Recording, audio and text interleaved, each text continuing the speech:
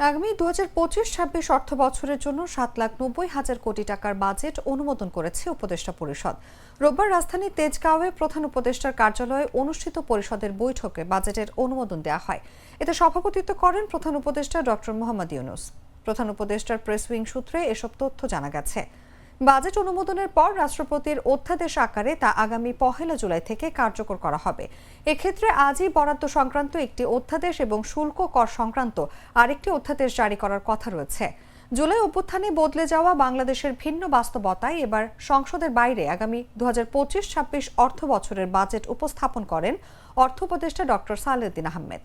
গত ২রা জুন সোমবার রাষ্ট্রীয় সম্প্রচার মাধ্যম বিটিভি সহ অন্যান্য বেসরকারি গণমাধ্যমে একযোগে প্রচার করা হয় ৭,৯০,০০০ কোটি টাকার নতুন বাজেট।